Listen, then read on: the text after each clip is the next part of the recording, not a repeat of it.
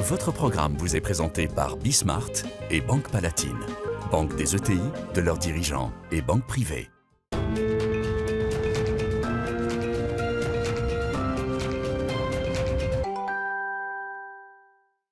Bonsoir à tous, bienvenue dans Bismart, l'émission. Au programme aujourd'hui, une aventure entrepreneuriale extraordinaire, celle d'une femme qui a décidé de lancer une marque de bougies et d'allume-feu comme ça sur Internet et qui finalement est presque débordée devant le succès de son entreprise. On sera avec Karine Pechavi dans quelques instants.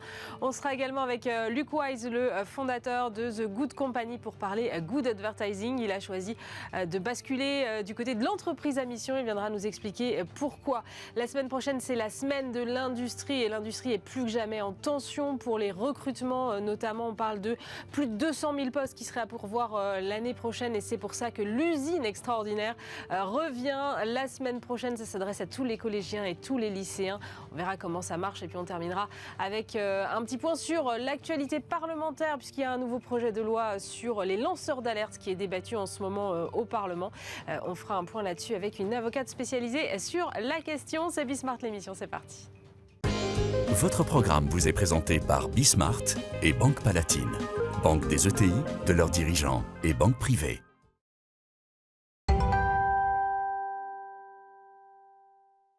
Et pour commencer cette émission, je suis avec Karine Pechavi. Bonjour. Bonjour. Vous êtes directrice générale de Pechavi Énergie Bois et de la Maison Pechavi. Alors Maison Pechavi, c'est une marque d'allume-feu et de bougies que vous avez lancée en 2019 qui marche très très bien, on va y revenir. Mais d'abord, Pechavi Énergie Bois, c'est une entreprise qui est basée à Agen depuis une centaine d'années. Quelle est son histoire, qu'on comprenne bien d'où vous venez déjà ? Pechavi Énergie Bois, en effet, c'est tout simplement c'est une société qui émane, c'est un groupe familial. Et en 1919, cette société s'est de suite orientée vers le négoce de bois. Donc dans le sud-ouest, s'en est suivi le développement d'autres énergies. Donc c'est une société qui a 100 ans et qui a pris racine donc dans le sud-ouest avec le négoce de bois sur Agen. Donc vous étiez sur tout ce qui est énergie, donc les différents combustibles, et vous avez pris le virage de ce qu'on appelle les pellets assez tôt en plus. Oui, nous avons été précurseurs sur les granulés de bois, sur le développement et sur la distribution du granulé de bois, puisqu'en fait on a commencé à travailler le granulé sur le sud-ouest en 2005, ce qui est très tôt. C'est-à-dire que c'était tout simplement l'envie très forte de pérenniser cette activité bois que nous avions, qui existait, qui ne fonctionne. À l'époque, on ne parlait pas de transition. On commençait à parler de transition énergétique. D'où cette idée de pérenniser cette activité, qui pour moi était l'avenir. Ouais. Je pense qu'on a bien fait. Visiblement, oui. Voilà. Donc en fait, aujourd'hui, nous sommes leaders sur le marché sur le sud-ouest, sur le quart sud-ouest de la France, en termes de distribution de granulés de bois en vrac et en sac. Alors, comment on passe du combustible à, finalement, Maison Pechavi, qui est une deuxième marque, une deuxième entité, qui fait donc des allumes-feu, des bougies et quoi d'autre encore ? D'autres choses, en fait, toujours liées à l'univers de la cheminée. En fait, ce qui s'est passé, c'est qu'en 2019, nous avons fêté les 100 ans de notre société familiale. Nous sommes un groupe familial, donc pour remercier nos clients, nos fournisseurs, nous avons fait une belle soirée de gala. Et tout simplement pour clôturer cette soirée de gala, j'ai fait faire des bougies avec un parfumeur. Voilà, c'était un souhait, c'était plus une marotte. C'était de créer une bougie parfumée, une signature olfactive de Pechavi. C'était le cadeau pour les invités. Et ça a été un engouement. C'est-à-dire qu'on me l'a redemandé. En parallèle, j'avais créé des boîtes d'allume-feu pour nos clients sur Agen, sur le sud-ouest, parce qu'en fait, il s'avère que nous vendons du bois et je voyais beaucoup de personnes allumer sa cheminée, son poêle à bois, avec des produits chimiques, avec des produits qui n'étaient pas très sains, sachant que nous, sur le bois, depuis 20 ans, le but, c'est de travailler sur le process industriel et sur des process qui permettent justement de partir sur de l'éco-responsabilité et sur la transition énergétique. Donc en fait, c'était tout simplement, c'était une petite activité de pouvoir proposer à nos clients des allumes-feu naturels. Donc j'ai sourcé en fait tout simplement en Allemagne, en Bavière en fait, une famille aussi, qui travaille donc la laine de bois depuis 60 ans. Et donc en fait, j'ai fait faire des boîtes. Et le plus, en fait, je pense que le démarrage de Maison Péchavy, c'était de pouvoir avoir un packaging, un joli packaging. Parce qu'en fait, il s'avérait que la majorité de nos clients tout le monde cache sa boîte d'allume-feu. On cache la boîte d'allumettes. C'est pas très esthétique. On cache, voilà. Et finalement, l'idée simple, c'était de dire on va faire un bel emballage qui ne coûte pas plus cher qu'un autre, mais un bel emballage dans lequel on trouve les allumes-feu et que l'on pose sur sa cheminée, à côté de sa cheminée, et que l'on garde. On ne le cache plus. Et ça devient un objet de décoration. J'ai créé un petit compte Instagram. Donc Maison Péchavy n'existait pas vraiment. Initialement, c'était juste pour cette soirée et juste pour vos clients et c'est tout. Voilà, c'était ça. Et finalement, j'ai créé un petit compte Instagram parce que j'aime la photo, je fais beaucoup de photos. Et là, ça a été un engouement extraordinaire. C'est-à-dire des grands magasins, des magasins nous ont appelés. Comment est-ce qu'on fait pour référencer vos produits ? Et ça a commencé comme ça. Donc en fait, pendant alors un an... que la marque n'existait même pas, non. en fait. Non. Donc du coup, on a vite créé la marque. J'ai vite déposé, on a fait les choses, on a abordé juridiquement le produit et s'en est suivi finalement courir après la demande en fait. Ça a été ça. J'étais seule, donc après en octobre 2020, j'ai Mareva qui nous a rejoint en tant que responsable marketing et communication. Et aujourd'hui, on a fait maison et objets. Et là, depuis, ça fait un an, c'est une explosion. Donc le marché des États-Unis, l'Europe, la France.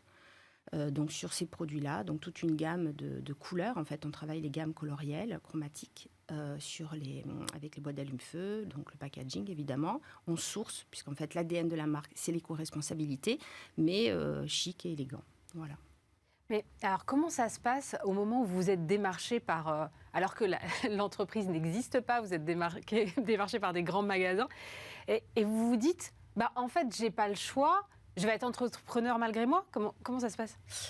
Non, en fait, alors, je suis entrepreneuse. C'est-à-dire que moi, ça fait 20 ans que je suis entrepreneuse, que je travaille, je travaille en usine avec les producteurs de granulés, en étroite collaboration depuis 20 ans. Donc pour moi, ça m'a semblé très naturel. Finalement, c'est un autre produit, mais c'était dans la continuité de ce que je faisais déjà auparavant. Donc c'est pour ça que ça a été facile. Donc après j'ai une accointance, j'aime l'art, j'aime le dessin, j'aime la peinture. Donc ça a été ça a été un jeu. Au départ, ça a été un jeu de créer ces gammes, de créer ces couleurs, de travailler toute cette gamme colorielle. Là, aujourd'hui, ce n'est plus un jeu. C'est un enjeu. C'est l'enjeu de répondre à la demande qui est vraiment croissante et qui fait un petit peu peur dans le sens où aujourd'hui, on est obligé de freiner. On freine la croissance. On ne peut pas. On ne peut pas répondre à toutes les demandes. Et il faut savoir dire non à un moment pour ne pas se laisser finalement dépasser et cracher le truc. Oui, c'est ma crainte. C'est-à-dire que la crainte en tant que jeune marque non réfléchie, parce qu'en fait non pensée. C'est-à-dire que... Il n'y avait pas de business model, pas de business plan, rien du tout. Rien, absolument rien. C'est-à-dire c'est le consommateur... Les magasins, c'est le consommateur qui a créé le produit, qui m'orientait finalement. Aujourd'hui, non. Aujourd'hui, on a pris le devant et on oriente. Mais ça, oui, ça a été réellement ça. Et finalement, c'est vrai que notre modèle, il est particulier parce que tout s'est fait à l'avenant. Je pense que très souvent, on parle de bon sens paysan. Et je pense que c'est vraiment le mot d'ordre et ça a été finalement ce qui a fait qu'on a pu tenir et répondre à cette demande. Quand les États-Unis vous appellent, un distributeur à Los Angeles vous appelle et vous dit on a craqué sur votre marque, pour nous c'est une jeune pousse, on voit en vous une jeune marque élégante, raffinée, le chic à la française et éco-responsable, on vous veut. donc on est obligé d'y répondre. Et c'est difficile de dire non dans ces cas-là. Ouais, voilà, donc on y répond.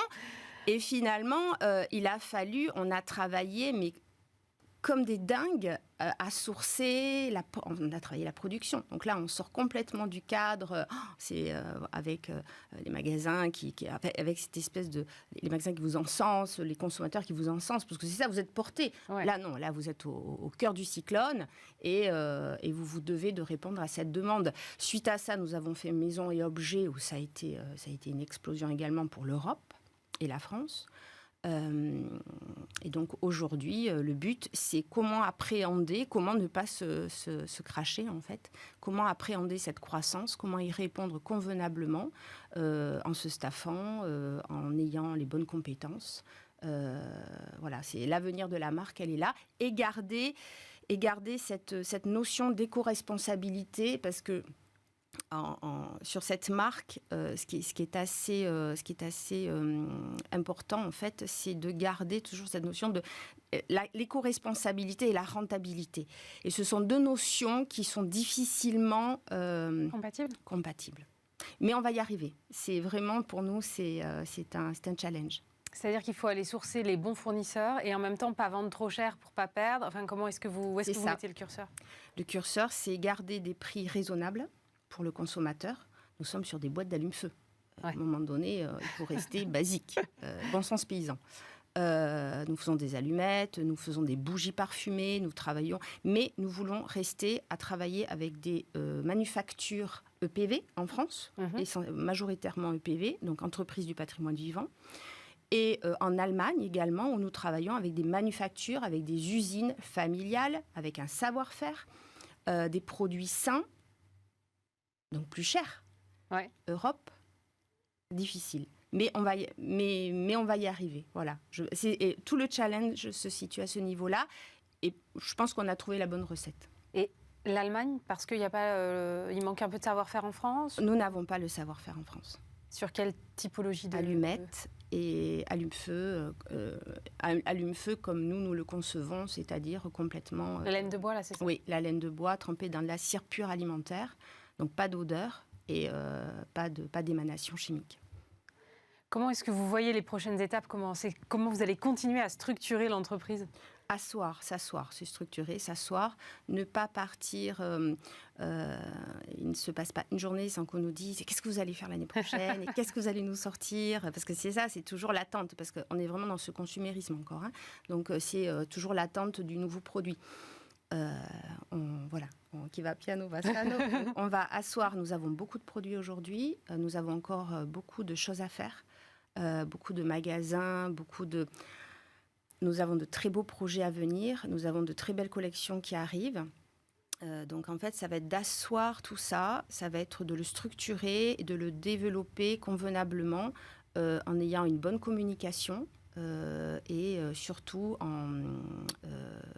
en ayant vraiment... Ce qui est important, c'est d'avoir les fournisseurs, d'avoir cette fidélité avec nos fournisseurs, cette entente. C'est ce que nous travaillons beaucoup aujourd'hui sur le back-office et sur le sourcing, en fait. C'est surtout ça.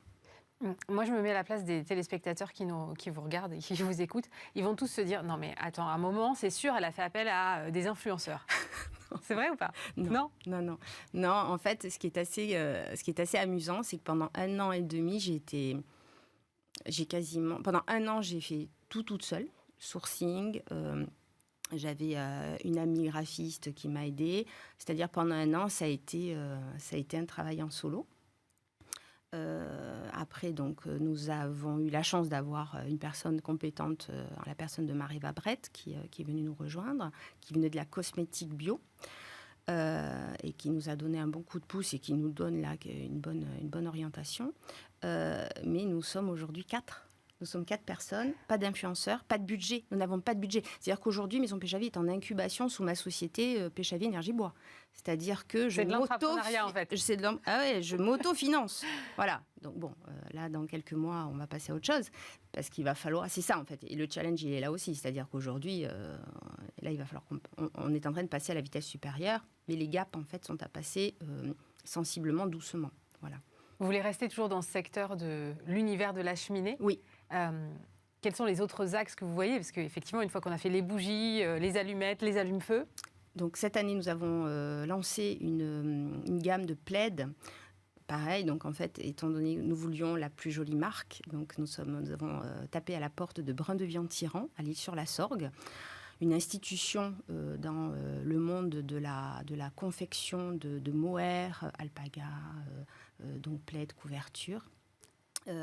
Ils ont accepté et nous avons un co-branding avec donc une étiquette Maison Péchavy, Brun-de-Vienne-Tyran, avec cette belle manufacture, 8 générations, et qui pour nous correspond. 1919, eux c'est la 8e génération, et nous entourons de savoir-faire et de personnes humaines, en fait, avec qui on va vers... C'est une aventure pour nous, c'est une belle aventure qui fonctionne, qui est vraiment appréciée. Et puis c'est vraiment amusant parce que au bout de 6 mois, j'avais une des rédactrices d'un grand magazine de décoration au téléphone, parce que dès le départ, on a vraiment attiré. En fait, il y a eu cette curiosité. Et elle me demandait un pack-shot. Je ne savais pas ce qu'était un pack-shot. Voilà. Donc, ça a été ça. Et donc, il faut vite apprendre. C'est toujours apprendre et aller vite, voilà, par rapport à tout ça. Mais on y arrive. Merci beaucoup, Karine Péchavy, d'avoir été avec nous, directrice générale de Péchavy Énergie Bois et de Maison Péchavy. Votre programme vous est présenté par Bismart et Banque Palatine, banque des ETI, de leurs dirigeants et banque privée.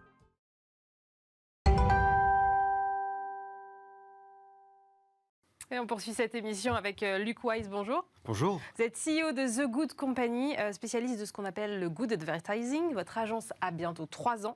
C'est une agence créative responsable. Et quand on voit à quel point aujourd'hui cette thématique a de l'importance auprès de la communication des entreprises, à quel point elle challenge aussi le secteur de la pub, est-ce que vous avez le sentiment d'avoir devancé la tendance ? C'est difficile à dire. Je pense qu'il y avait déjà des précurseurs. Il y avait pas mal d'agences, il y avait certaines agences, et je vais citer quelques-uns, Pixelis, CDS, Utopie, Patte Blanche, l'agence Mieux, et j'en oublie, qui avaient déjà commencé à réfléchir à comment la communication pouvait être plus responsable. Peut-être que nous, on a été la première agence avec un cœur de métier vraiment publicitaire, pas communication en général, mais publicitaire, à s'intéresser au sujet, de créer une agence spécifiquement sur ce modèle-là. Après, il y a eu aussi du travail fait par des agences, même les grandes agences, Publicis et Havas aussi, pour ne pas les citer, qui avaient déjà travaillé pas mal sur leurs engagements RSE.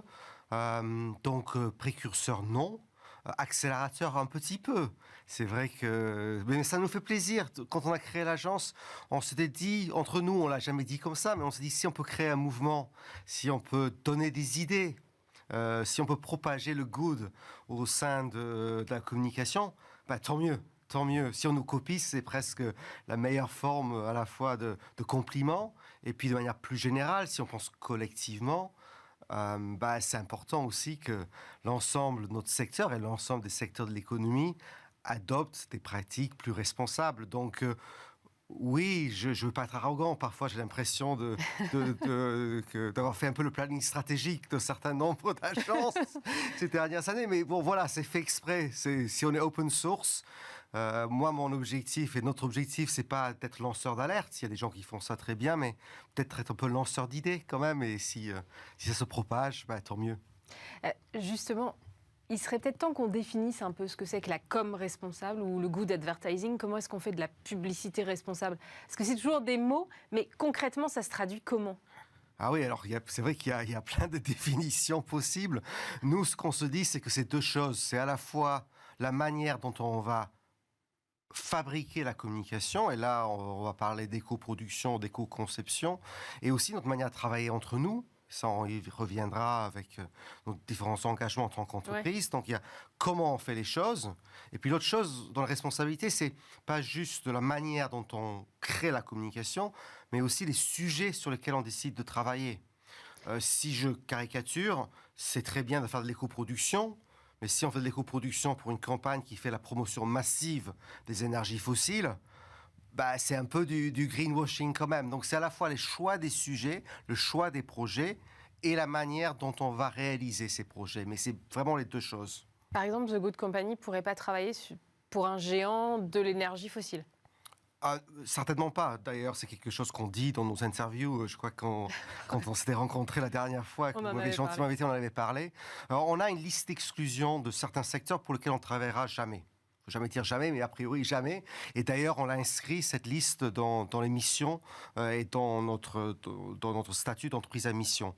Et il y a cette liste d'exclusion inclut les énergies fossiles. Elle inclut également tout ce qui est défense et armement, le tabac. Et aussi, par exemple, la pornographie. Je trouve que c'est un peu paradoxal de signer des chartes de déontologie concernant le respect de la personne, la dignité humaine, et par ailleurs faire des prix pour des acteurs du porno. De ma part, c'est pas un regard moralisateur sur les choses. Je peux comprendre que les gens aient envie de consommer des produits ou des contenus érotiques ou pornographiques. Pour moi, c'est plus une question de respect de la personne. Voilà, donc il y a un certain nombre de secteurs qu'on exclut. Et après, en réalité, on juge un peu au cas par cas parce qu'il y a beaucoup de marques qui sont, comme la plupart des êtres humains, comme nous tous, qui sont ni parfaits, ni complètement mauvais, mais qui essayent de faire au mieux. Et là, c'est un peu au cas par cas. On discute avec les annonceurs pour essayer de comprendre s'ils sont sincères, s'ils ont envie d'aller dans la bonne direction. Voilà. Vous parliez d'éco-conception, ça veut dire quoi, éco-concevoir une campagne? Ça prend plein de dimensions en fonction du média qu'on va utiliser. Mais typiquement, si je prends l'exemple d'un tournage vidéo, d'ailleurs, aujourd'hui, on produit beaucoup de contenu vidéo. On pourrait même se poser la question de presque trop de contenu vidéo. Mais quand on produit un contenu vidéo, faire en sorte qu'on le produit de la manière la plus responsable possible. Donc, typiquement, on a pris des engagements pour pas délocaliser la production de films télé en dehors de l'Europe. Donc, par exemple, même si c'est parfois plus pratique en termes de coûts, même si c'est plus pratique en termes de main-d'œuvre, même si c'est plus pratique aussi l'hiver, de ne pas aller tourner des films en Afrique du Sud ou en Argentine, parce que le bilan carbone est catastrophique.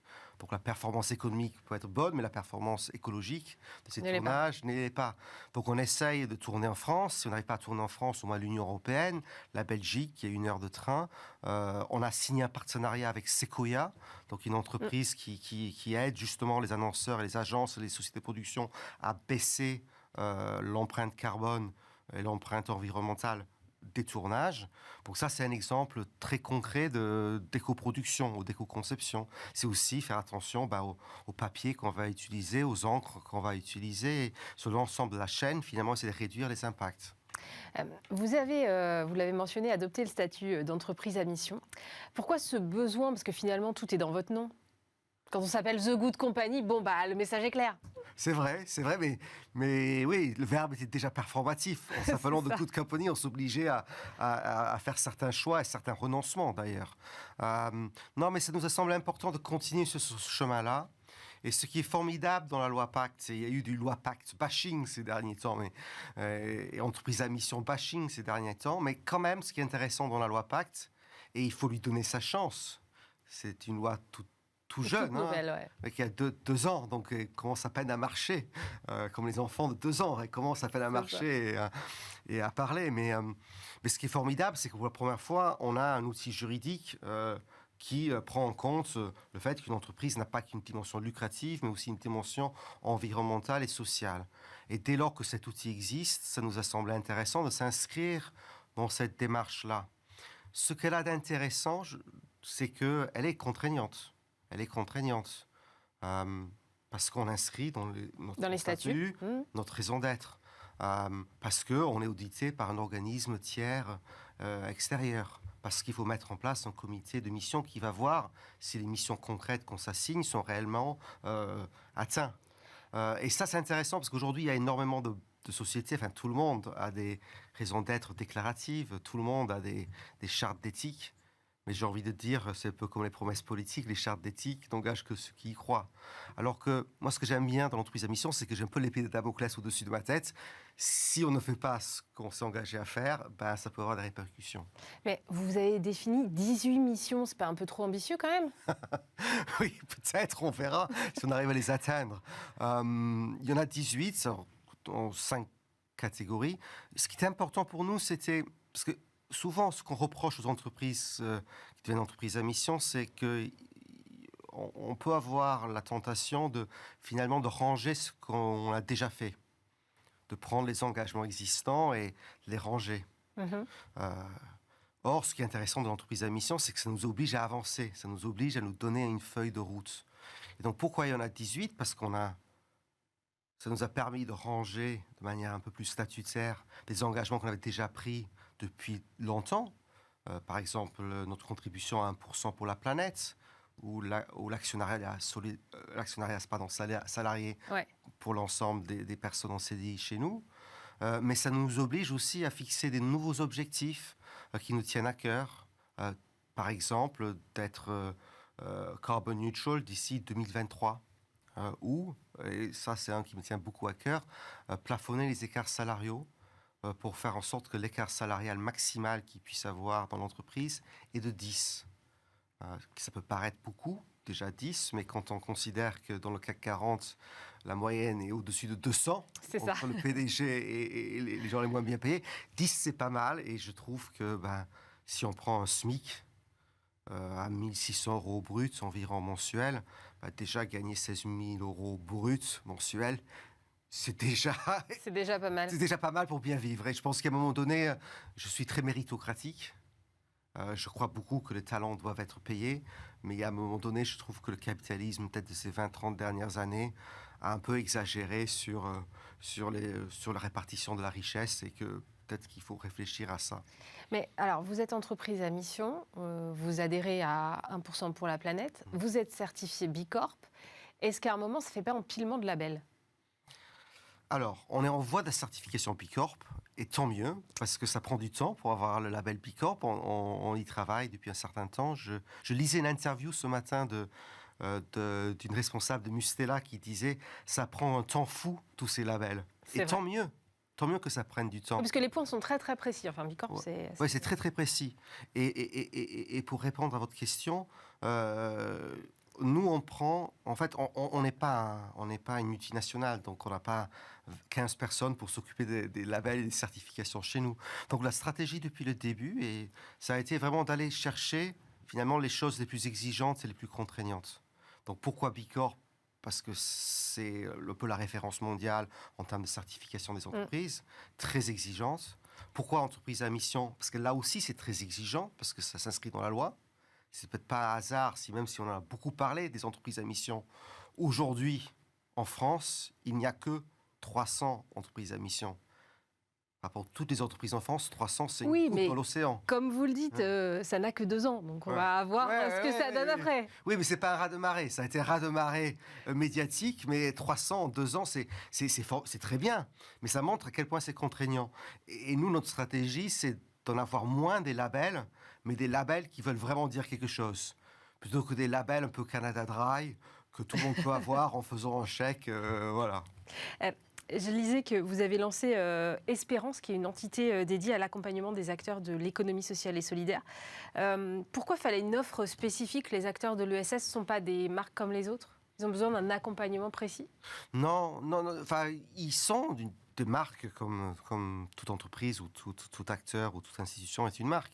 Après, dont on se rend compte, c'est qu'ils ont souvent des cultures d'entreprise très, très spécifiques, très fortes, souvent très collaboratives, très participatives, et donc leurs enjeux de communication sont souvent à la fois bien sûr communiqués vers l'externe, mais aussi comment est-ce qu'en tant que marque, on peut mobiliser l'ensemble des forces vives en interne pour qu'ils portent aussi la communication.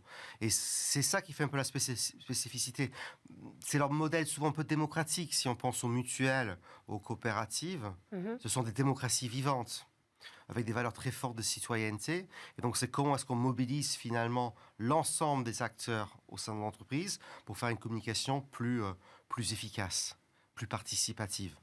Est-ce que toutes les marques ont vocation à faire de la communication responsable ? Est-ce qu'elles peuvent toutes s'engager sur des valeurs, ou est-ce qu'il y en a, vous citiez vous-même des secteurs que vous avez exclus, mais est-ce que quand on vend, je ne sais pas moi, Dire des couches culottes, par exemple, on peut aussi s'engager à véhiculer des valeurs et à faire des choses? Ah oui, je pense que les couches culottes, typiquement, parce qu'il y a pas mal de couches C'est culottes vrai. jetables. C'est peut-être pas le bon exemple. Ouais, c'est difficile de trouver. Mais justement, c'est difficile de trouver des exemples qu'on exclut. D'ailleurs, c'est pour ça que notre liste d'exclusion n'est pas si longue que ça.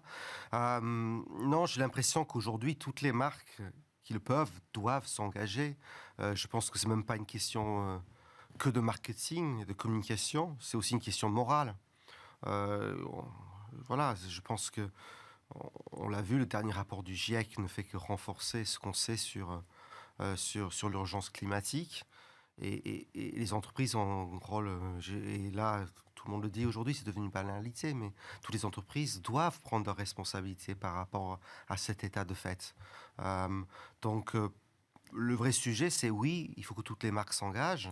Après, la question, c'est dans quel domaine ? C'est ça. Parce que la transition écologique, effectivement, ça semble acquis pour tout le monde. Et voilà, aujourd'hui, tout le monde doit faire un effort. Mais la RSE, c'est très, très large. Ouais. Et jusqu'à quel point on s'engage et jusqu'à quel point on ne tombe pas dans la morale ou dans la politique. Oui, non, c'est vrai. Alors, plusieurs questions. Déjà, je pense qu'il faut choisir ses combats. C'est-à-dire que de la même manière, dans les années 80, on se posait la question de sur quelle valeur je dois positionner ma marque d'automobile. Voilà, Peugeot, c'était plutôt le sport. Volvo, c'était plutôt la sécurité. Donc, on trouvait des positionnements différenciants en termes de valeur de marque.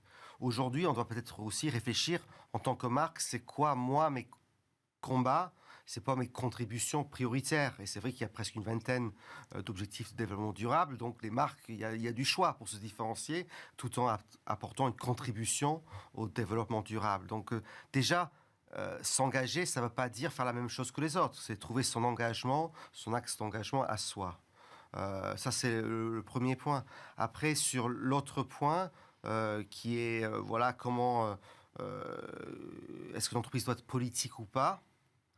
Moi, mon sentiment, c'est qu'une entreprise a toujours eu une dimension politique. Alors, elle a voulu le nier pendant longtemps. Mais quand on délocalise des emplois, c'est aussi un acte éminemment politique. Elle a des répercussions, pas qu'économiques, mais aussi politiques. Et je pense que peut-être un des prismes de lecture, de défaut de ces 20-30 dernières années, c'est de considérer qu'une entreprise n'est que économique. Alors qu'une entreprise a aussi une dimension environnementale et sociale de facto. À la révolution industrielle, je prends un exemple très simple, Germinal. On a tous vu Germinal avec Renault. Et voilà.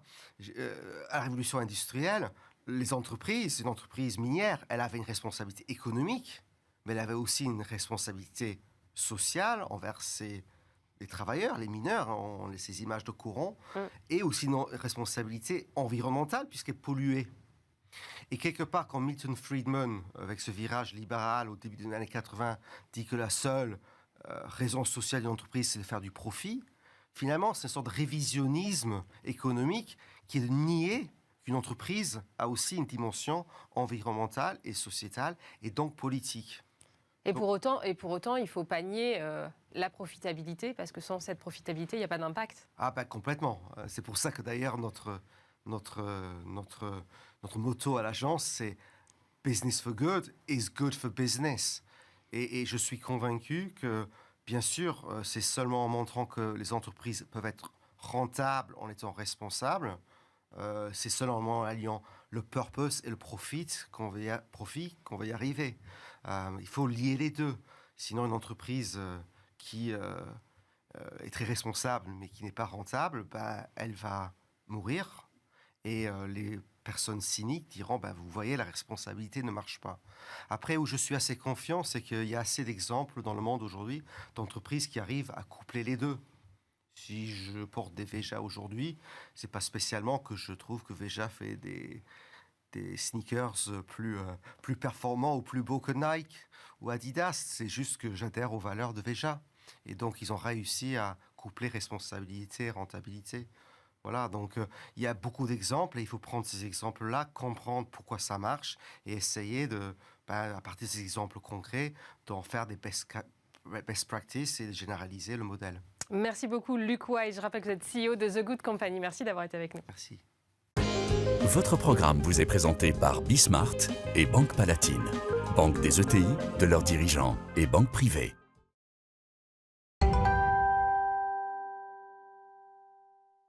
Et on poursuit cette émission avec Boris Lombard, bonjour. Bonjour Aurélie Planex. Vous êtes président de KSB France et vous êtes membre du comité exécutif de la Fondation Usine Extraordinaire. Alors c'est vrai que la semaine prochaine, c'est la semaine de l'industrie, avec un événement que j'aime beaucoup qui revient en digital, c'est l'Usine Extraordinaire. Le but évidemment c'est de susciter des vocations dans l'industrie, mais peut-être que vous pouvez me raconter un peu l'esprit de cette Usine Extraordinaire. Oui, l'Usine Extraordinaire, c'est une fondation d'abord d'intérêt général, dont le but est de resserrer les liens entre l'industrie et la société pour favoriser l'inclusion de tous, notamment des jeunes générations. Et c'est une fondation qui s'est illustrée dans le passé avec 2 événements majeurs. L'Usine Extraordinaire au Grand Palais à Paris, c'était en 2018. Et puis Marseille en 2019. Et on revient d'ailleurs à l'initiative d'un collectif d'industriels marseillais qui s'appelle Industrie Méditerranée. On revient en digital cette année. Pourquoi 100% digital? C'était trop compliqué dans le contexte là de... Au moment où on a commencé à organiser l'Usine Extraordinaire, c'était très difficile de savoir si on pourrait organiser un événement en présentiel. Alors l'avantage du digital, c'est qu'on va toucher beaucoup plus de monde. Aujourd'hui, on en est à 30 000 élèves qui ont été de lycée et de collège, qui ont été contactés, qui se sont préinscrits avec leurs professeurs c'est super. pour pouvoir se connecter sur la plateforme qui sera ouverte dès lundi prochain, lundi 22 novembre. Alors c'est important d'aller les chercher tôt, dès le collège, ces jeunes talents que vous pourrez attirer plus tard dans l'industrie. Oui, c'est important parce que l'industrie souffre encore d'une image un peu vieillotte. Lorsqu'on parle d'industrie, on imagine des cheminées qui fument. C'est ça, c'est exactement ce que j'allais vous dire. On voit l'usine, là, comme ça, avec les triangles et la cheminée qui fume. Eh bien, ça a bien changé depuis Charlie Chaplin et les temps modernes. Et c'est ce que l'on veut expliquer à ces jeunes générations qui vont venir nous rejoindre sur la plateforme en leur faisant découvrir par immersion. On va pouvoir naviguer sur une plateforme qui est assez ludique, qui est en 3D. Et on va pouvoir directement entrer sur chaque site de chaque mécène. Il y a à peu près 40 industriels qui collaborent, contribuent à cette usine extraordinaire digitale version 2021 et qui proposent des immersions dans leurs usines, qui proposent des contenus interactifs, qui proposent des dialogues aussi avec les classes. Tout cela pour faire comprendre très tôt à ces jeunes que l'industrie, c'est un formidable vecteur d'inclusion et c'est un lieu dans lequel on peut imaginer faire sa carrière. Alors, c'est vrai que cette année, ça nous saute encore peut-être plus aux yeux le besoin de main-d'œuvre, parce qu'il y a des tensions partout. Mais j'entendais hier la secrétaire d'État Agnès Pannier-Runacher qui disait plus de 70 000 postes actuellement à pourvoir dans l'industrie. 70 000 postes. Ah oui, et si vous allez sur le site de la semaine de l'industrie du gouvernement, vous verrez qu'il y a 225 000 postes qui sont à pourvoir l'année prochaine. Ah ouais. Oui. Donc c'est 2 fois plus que l'hôtellerie-restauration dont on parle beaucoup quand même. Absolument, et il y a à peu près 50% de ces postes qui sont en tension. On a beaucoup de mal à trouver, notamment dans les usines, des postes d'usineurs, d'ajusteurs, de fraiseurs. On essaie d'y contribuer en faisant feu de tout bois, nous les industriels, et en faisant comprendre qu'aujourd'hui, lorsqu'on est opérateur de ligne dans une usine, on est souvent entouré de machines à commande numérique. On doit à la fois utiliser son intelligence pratique manuelle, mais aussi prendre des initiatives, prendre des décisions au quotidien. Et c'est un métier passionnant. Vous savez, l'industrie, c'est un creuset dans lequel on agrège des gens de toute formation, de toute génération, autour d'un projet commun. Et c'est passionnant. Il y a de la place pour les jeunes femmes ? Il y a de la place, évidemment, pour les jeunes femmes. Ça se féminise beaucoup. D'ailleurs, il y a parmi les initiatives ou les contenus qu'on va présenter la semaine prochaine sur la plateforme, il y a un groupe de collégiennes des Hautes-Alpes dans une section aéronautique qui ont préparé une vidéo justement sur la féminisation des métiers dans l'industrie. Alors pendant la crise, on a beaucoup parlé du Made in France, de réindustrialiser la France, de relocaliser les emplois. Évidemment, j'imagine que cette thématique-là, elle est aussi très importante pour l'usine extraordinaire. Elle est très prégnante aujourd'hui et je dirais même qu'elle porte tous les autres défis de l'industrie. On assiste aujourd'hui dans le monde à une régionalisation des chaînes de valeur. Vous avez les Américains avec leur Buy American Act, vous avez les Chinois qui visent l'autarcie pour 2025. Et nous, en Europe, il faut aussi qu'on puisse se structurer autour de chaînes de valeur plus courtes pour plusieurs motifs. D'ailleurs, la pandémie a accéléré le besoin de régionaliser ces chaînes de valeur, de relocaliser. avec des circuits plus courts qui permettent de maîtriser sa supply chain, sa chaîne d'approvisionnement. Et on voit comment c'est important là en ce moment. Absolument, parce Maîtriser la supply qu'on a chain. beaucoup de difficultés parfois pour avoir des composants qui arrivent d'autres continents, mais aussi la transition écologique, la nécessité de réduire l'empreinte carbone passe par une relocalisation de ces chaînes de valeur. Oui, vous parlez de transition écologique. On parlait tout à l'heure d'usines avec la cheminée qui fume. La transition écologique de l'industrie française, aujourd'hui, elle est engagée? Elle est très engagée. Vous savez, en 20 ans, l'industrie a réduit de 40% à peu près ses émissions de CO2. La difficulté qu'on a, c'est qu'en même temps, on importe beaucoup de produits en France. Donc, on constate qu'à la fois l'industrie est un des premiers acteurs sur la réduction des émissions de CO2, mais l'empreinte carbone du pays a augmenté de 17%, parce que tous les produits qu'on importe sont parfois fabriqués dans des pays qui sont moins vertueux que nous par rapport aux règles environnementales. Donc il faut véritablement qu'on continue. On est habitué de toute façon dans l'industrie à travailler sur l'amélioration continue. Donc pour nous, aujourd'hui, finalement, la transition écologique, c'est une exigence supplémentaire qui s'ajoute à celle de faire des produits de qualité, à faire des produits compétitifs, mais qu'on est en mesure de maîtriser et pour laquelle beaucoup d'industriels sont déjà engagés. Je pense aux partenaires que nous avons à l'usine extraordinaire, EDF, avec 97% d'électricité décarbonée aujourd'hui. Je pense à Michelin avec ses engagements pour la mobilité durable. Je pense à KSB, l'entreprise que je préside, avec des efforts qui ont été faits depuis maintenant une dizaine d'années pour introduire des produits plus efficients, moins consommateurs d'énergie. On a démarré en fait il y a bien longtemps et on est capable d'aller plus loin sur cette transition écologique. C'est un défi majeur, c'est le défi majeur des 10 prochaines années. Ça nécessite de changer de sourcing, de revoir certains process industriels aussi? Ça nécessite effectivement une approche à 360 degrés, de revoir la conception des produits. On parle beaucoup d'éco-conception aujourd'hui. Ouais. Qu'est-ce que ça veut dire en réalité? Ça veut dire concevoir des produits qui sont moins dispendieux en termes d'énergie lorsqu'ils sont fabriqués, lorsqu'on les utilise aussi, et qui peuvent être ensuite recyclés. Donc ça concerne finalement toutes les étapes de la vie du produit, et c'est une démarche qui inclut tous les aspects de la production, de la R&D, de la recherche et développement, jusqu'au recyclage. Alors l'autre défi, évidemment, c'est l'autre transition. Il y a la transition écologique et puis il y a la transition numérique et digitale. On parle beaucoup d'industrie du futur, d'usines connectées. À quoi elle va ressembler l'industrie de demain ? L'industrie de demain, elle existe déjà aujourd'hui. Comme je disais, lorsque vous allez dans une usine, beaucoup de choses sont déjà connectées. Et d'ailleurs, la digitalisation, la numérisation de l'industrie, c'est aussi un formidable vecteur d'amélioration de l'empreinte CO2 des usines, parce qu'on est plus efficient, parce qu'on automatise un certain nombre de tâches, parce qu'on est capable aussi d'être plus intelligent dans la manière dont on fabrique. Donc elle est au cœur déjà depuis longtemps maintenant de nos usines. Et encore une fois, c'est un processus d'amélioration continue. Et l'amélioration continue, c'est une des véritables cultures de l'industrie. Ça change aussi, j'imagine, les profils que vous allez recruter, parce qu'il faut, comme vous disiez tout à l'heure, des profils qui soient aussi compatibles avec cette transition numérique. Et on en revient aux jeunes. Et c'est pour ça qu'on a besoin des jeunes générations, parce qu'ils sont complètement immergés dans cette culture digitale, parce qu'ils sont très créatifs, parce qu'ils sont aussi très conscients de l'enjeu écologique. Donc c'est pour ça qu'ils ont toute leur place dans l'industrie pour changer également la manière dont l'industrie évolue. La robotisation, néanmoins, ça peut quand même faire un peu peur. Comment est-ce qu'on fait cohabiter les humains et les robots dans les usines ? C'est une bonne question. La robotisation est au service de l'homme. Vous savez, l'Allemagne est plus robotisée que la France et est au plein emploi. Donc, il n'y a pas forcément corrélation entre robotisation et perte d'emploi. Bien au contraire. L'idée, c'est d'alléger l'être humain avec des robots. Encore une fois, en automatisant toutes les tâches un peu pénibles et toutes les tâches un peu systématiques et de conférer à l'homme ou à la femme dans l'industrie toutes les tâches qui nécessitent de l'intelligence, du savoir-faire, de la créativité. Quel est le message fort que vous voudriez faire passer aux jeunes collégiens, aux 30 000 collégiens qui viendront sur votre plateforme ? Collégiens et lycéens. Et lycéens. L'industrie, c'est vraiment une terre d'avenir pour eux. C'est vraiment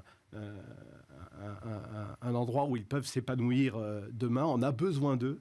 Je pense que c'est gagnant-gagnant. Et s'ils s'engagent aujourd'hui dans l'industrie, ils seront plus à même de transformer le monde dans lequel ils vivront demain. Merci beaucoup Boris Lombard, membre du comité exécutif de la Fondation Usine Extraordinaire. Merci d'avoir été avec nous. Merci à vous. Votre programme vous est présenté par Bismart et Banque Palatine, banque des ETI, de leurs dirigeants et banque privée.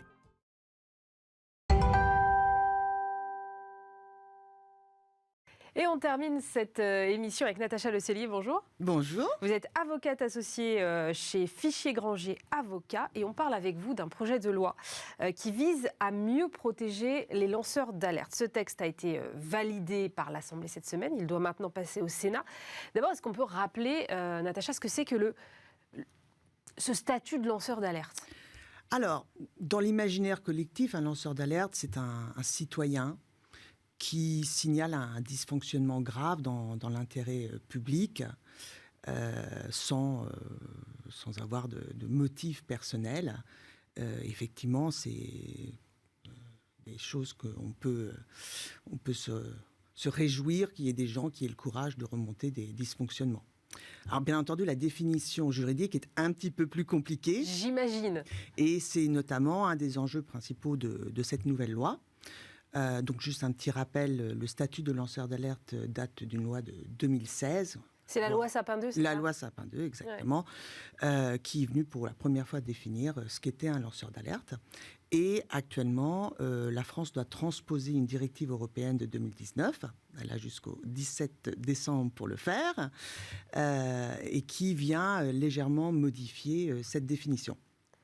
Alors, il y a un enjeu parce que la protection accordée aux lanceurs d'alerte, et c'est un autre enjeu de la loi qui est là pour améliorer la protection des lanceurs d'alerte, est assez élevée. Là, ils ont vraiment accru la protection des lanceurs d'alerte. Et donc, c'est très important de pouvoir définir très précisément qui est un lanceur d'alerte et qui ne l'est pas. Est-ce qu'on a des exemples, avant d'aller dans le détail de la loi, est-ce qu'on a des exemples de cas où les lanceurs d'alerte ont été utiles et où ils ont finalement pu bénéficier de cette protection ? Alors, bénéficier de cette protection, donc elle est en cours. Non, mais donc, celle de 2016. Celle de 2016. Bon, alors, il y a des cas plus... Alors, les cas sous la loi de 2016, ils sont encore en cours. On peut penser à différents cas qui sont toujours dans le domaine public, mais bon... Je préfère pas me prononcer parce que ça n'a pas encore été jugé, mais il y a eu effectivement des cas où il y a eu des remontées concernant, par exemple, le racisme dans la police ou une question de pesticides dans les vins de Bordeaux, oui. ou des problèmes de pollution environnementale. Donc il y a différents cas qui sont toujours en cours.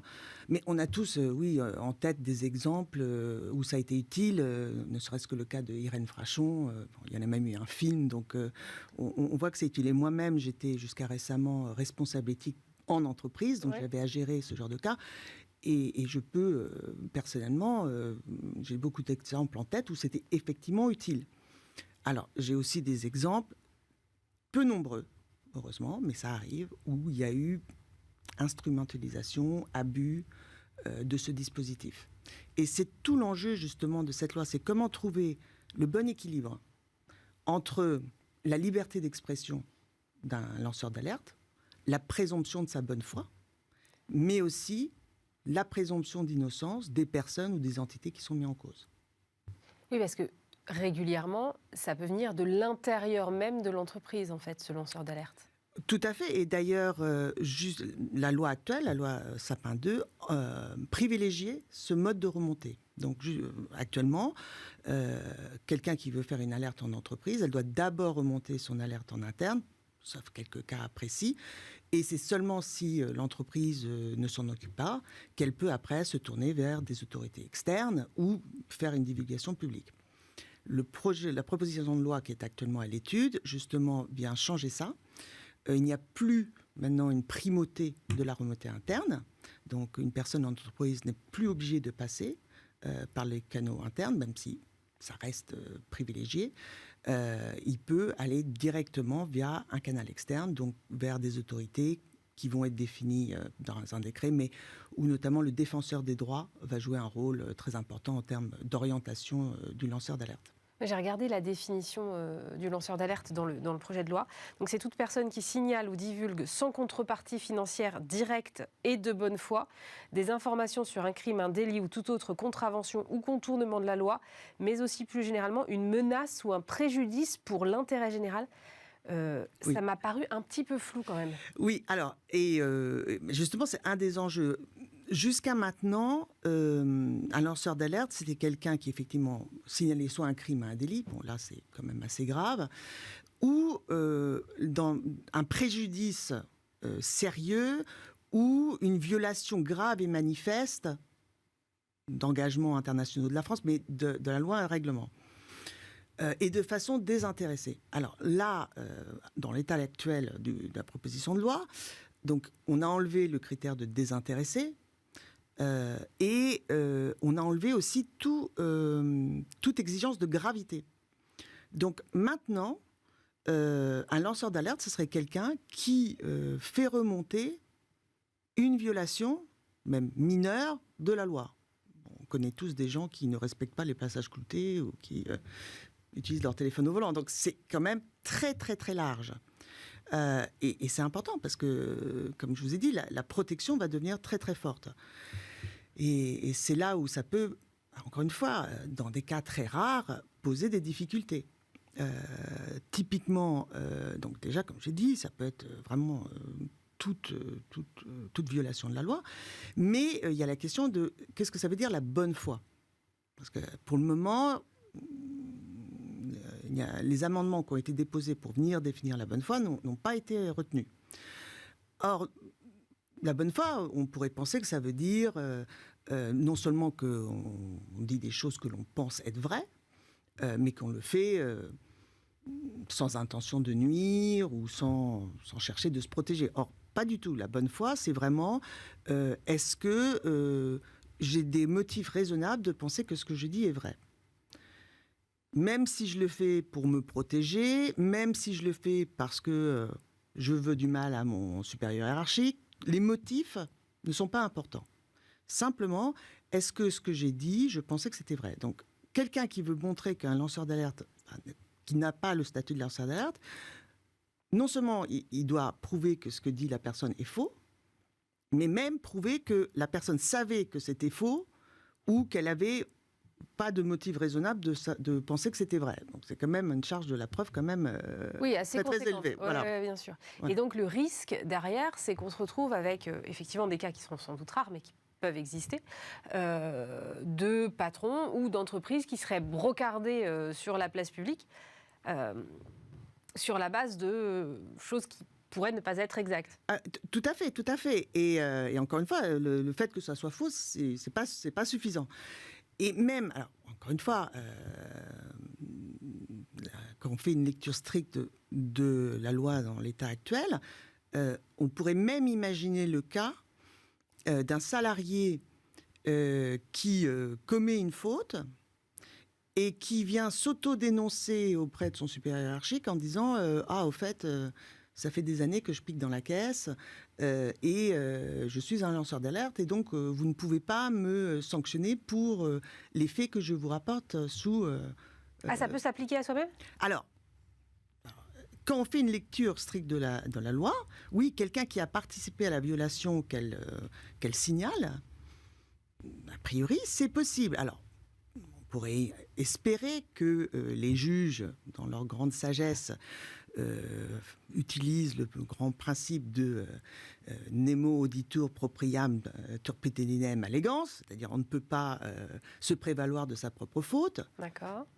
Mais j'ai connaissance d'au moins un arrêt de la Cour de cassation où un salarié avait commis une faute, reproché à son employeur les conséquences de sa propre faute et où il a eu gain de cause. Donc, c'est pas totalement impossible. Alors, effectivement, en théorie, c'est possible. Est-ce que, quand ça arrivera devant les juridictions, est-ce que ça va le coup ? Mais en tout cas, moi, je trouve que c'est un point de la loi qui est un peu problématique. Alors, on peut venir me dire, oui, mais dans certains cas, il y a effectivement des salariés qui, sous la contrainte ou par peur, participent à des infractions, le cas. et que si on leur enlève cette protection, ils ne vont pas pouvoir se ressaisir et venir déclarer les choses. Alors, c'est vrai aussi, mais voilà, l'équilibre n'est pas facile à trouver. Vous parliez de transcription d'une directive européenne. Est-ce que le projet de loi français ne va pas finalement plus loin que cette directive européenne ? Alors oui, sur certains points, et d'ailleurs il y a l'avis du Conseil d'État qui a été donc rendu le 4 novembre avant l'examen de la loi, qui quand même soulève que sur certains points, le projet de loi va plus loin. Alors ce n'est pas interdit d'aller plus loin, mais notamment met en garde justement sur le fait que ça serait peut-être bien de sortir du champ tout ce qui est les relations de travail, les griefs interpersonnels, donc un salarié qui pense faire l'objet de discrimination ou de harcèlement moral ou de harcèlement sexuel, du fait que le Code du travail prévoit déjà un grand nombre de protections sur ce point, et aussi met en cause le fait que d'avoir enlevé ce critère de gravité, c'est quand même un petit peu embêtant. Donc oui, au niveau du Conseil d'État, il y a effectivement quelques recommandations en ce sens. Et si le projet de loi va jusqu'au bout et donc est appliqué en l'état, c'est le défenseur des droits qui aura un rôle central sur toutes ces questions ? Alors, définir qui est un lanceur d'alerte et qui ne l'est pas ? Alors, c'était encore l'objet de débat. Ça a été beaucoup débattu justement lors de la discussion de la loi mercredi dernier. Alors, a priori, ça ne sera pas la seule autorité compétente. Il sera plutôt là pour orienter, mais il pourrait avoir un rôle pour justement certifier qu'une personne est bien un lanceur d'alerte, pour qu'effectivement le lanceur d'alerte il n'y ait plus de débat, etc. Il y a aussi une question de moyens, bien entendu, parce que le défenseur des droits ne peut pas tout faire. Donc ça, c'est encore en discussion, et il y aura un décret qui viendra préciser les choses plus précisément. Quels seraient vos conseils aux entreprises qui seraient confrontées à des lanceurs d'alerte en interne, par exemple ? Alors, déjà, avant même de parler de comment gérer le lanceur d'alerte, la loi Sympa 2 oblige les entreprises de plus de 50 salariés à mettre en place un dispositif. Ils n'ont pas encore toutes faites. Donc déjà, je conseillerais aux entreprises qui sont concernées de vraiment commencer à regarder comment ils vont mettre en place ce dispositif, parce que les entreprises ont tout intérêt à vraiment encourager leurs collaborateurs à venir leur parler d'abord. Avant d'aller se rendre à l'extérieur. Oui. Alors, c'est pas facile de créer un climat de confiance, mais vraiment, ça serait mon premier conseil aux entreprises, c'est si vous n'avez pas déjà mis en place votre dispositif, faites-le. Et pour ceux qui l'ont déjà mis en place, vraiment, regardez comment vous pouvez améliorer le climat de confiance pour encourager vos collaborateurs à venir voir. Alors après, pour une entreprise qui serait confrontée à quelqu'un qui potentiellement pourrait avoir le statut de lanceur d'alerte, la première chose, c'est vraiment assurer la confidentialité. Alors ça, c'est très important, parce que la meilleure façon d'éviter les représailles, c'est que l'identité du lanceur d'alerte ne soit pas connue. D'ailleurs, c'est intéressant que dans la proposition de loi, il n'y a pas eu de débat sur renforcement justement des dispositions qui s'appliquent sur le fait de protéger l'identité du lanceur d'alerte. Il n'y a pas non plus de mention de la possibilité de faire des signalements anonymes, alors que dans certains cas, ça peut être la meilleure façon de protéger le lanceur d'alerte. Donc, première chose, vraiment, s'assurer de la confidentialité, que toutes les personnes qui peuvent être impliquées dans la gestion de l'alerte soient bien au courant de ce que ça veut dire et qu'est-ce qu'ils risquent si ils parlent, ils divulguent l'identité. L'autre chose, c'est que vraiment, il faut traiter tous les signalements. Même les plus mineurs, même ceux où l'employeur peut avoir un sentiment que non, il n'y a rien, c'est pas fondé, il faut les traiter, il faut faire une enquête. C'est la meilleure façon de montrer que l'entreprise a pris son devoir au sérieux, a vraiment été regardée jusqu'au fond, et d'ailleurs, quelquefois, on peut avoir des surprises. Et enfin, vraiment, s'ils sont confrontés actuellement avec un cas de quelqu'un qui pourrait être lanceur d'alerte, surtout qu'ils ne prennent aucune mesure vis-à-vis de ce salarié, sans aller jusqu'au licenciement, mais même changement de poste, mise à pied à titre substantif, sans consulter un avocat. parce que c'est vrai que les pénalités peuvent être très très importantes. Merci beaucoup Natacha Le Cellier. Je rappelle que vous êtes associée chez Fichet Granger, avocat. Merci d'avoir été avec nous. C'est la fin de cette émission. Merci à vous de nous avoir suivis. Bien évidemment, on se retrouve vendredi prochain. Et puis dès lundi, vous retrouvez Stéphane Soumier à cette même place. Passez un très bon week-end sur Bismart.